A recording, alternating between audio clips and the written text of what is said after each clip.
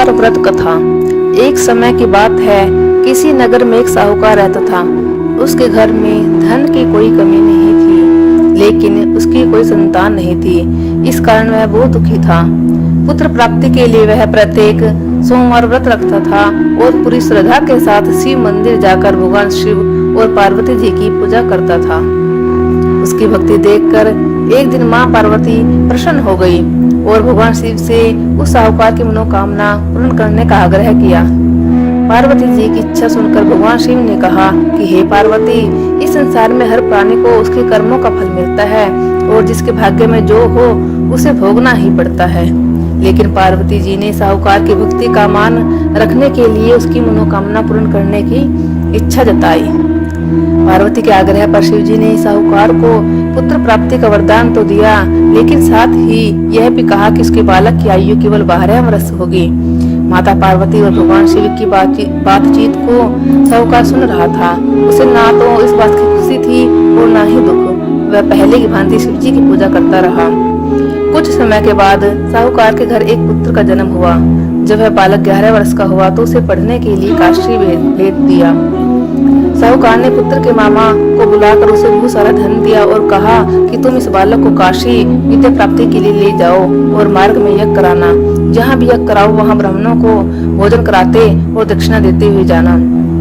दोनों मामा भांजे इस तरह यज्ञ कराते और ब्राह्मणों को दान दक्षिणा देते।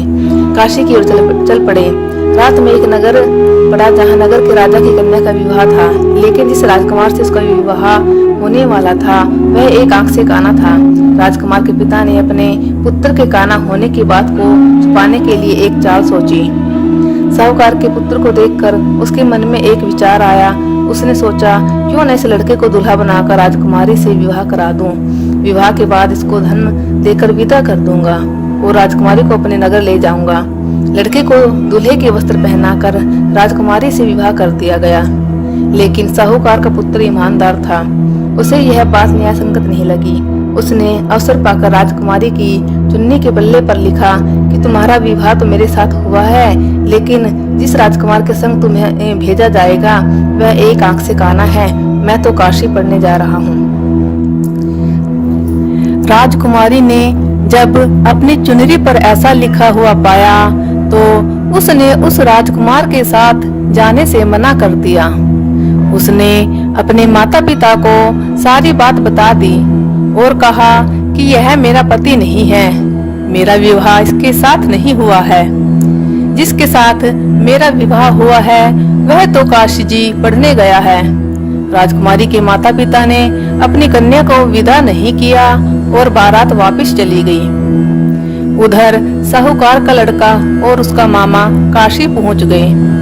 वहां जाकर उन्होंने यज्ञ कराना और लड़के ने पढ़ना शुरू किया। जिस दिन लड़के की आयु 12 वर्ष की हुई उस दिन भी उन्होंने यज्ञ रचा रखा था। लड़के ने अपने मामा से कहा, मामा जी आज मेरी तबीयत कुछ ठीक नहीं है। मामा ने कहा, अंदर जाकर सो जाओ। लड़का अंदर जाकर सो गया और थोड़ी देर में उसके प्राण निकल गए। जब उसके मामा ने आकर देखा कि उसका भांजा मृत पड़ा है तो उसको बड़ा दुख हुआ। उसने सोचा कि अगर मैं अभी रोना पीटना मचा दूंगा तो यज्ञ का कार्य अधूरा रह जाएगा। अतः उसने जल्दी से यज्ञ का कार्य समाप्त कर ब्राह्मणों को भोजन कराया और उनके जाने के पश्चात विलाप करना शुरू कर दिया। संयोगवश उसी समय शिव पार्वती उधर से जा रहे थे। जब उन्होंने जोर जोर से रोने की आवाज सुनी तो पार्वती जी कहने लगी, हे नाथ, कोई दुखिया रो रहा है, इसके कष्ट को दूर कीजिए।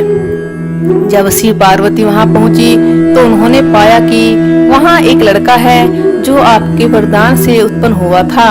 शिव जी ने कहा, हे पार्वती, इसकी आयु इतनी ही थी, वह यह भोग चुका है।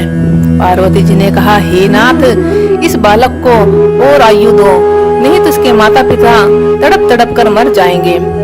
माता पार्वती के बार बार आग्रह करने पर शिव जी ने उसको जीवन का वरदान दिया। शिव जी की कृपा से वह लड़का जीवित हो गया। शिव जी और पार्वती जी कैलाश को चले गए।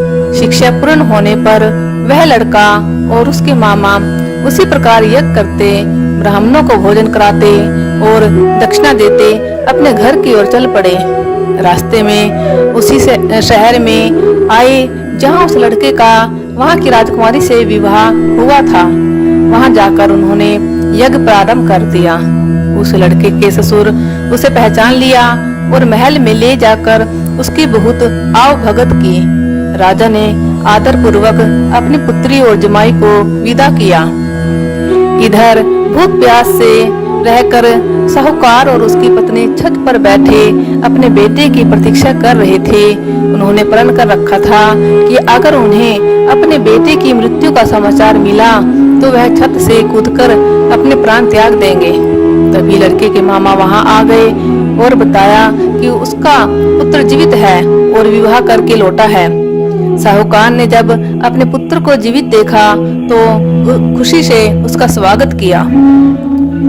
उसी रात भगवान शिव ने साहूकार के स्वप्न में आकर कहा, हे श्रेष्ठी, मैंने तेरे सोमवार के व्रत करने और व्रत कथा सुनने से प्रसन्न होकर तेरे पुत्र को लंबी आयु का वरदान दिया है। हे भगवान, जैसे आपने साहूकार व उसके परिवार पर कृपा की वैसी सभी पर बनाए रखना। ओम नमः शिवाय।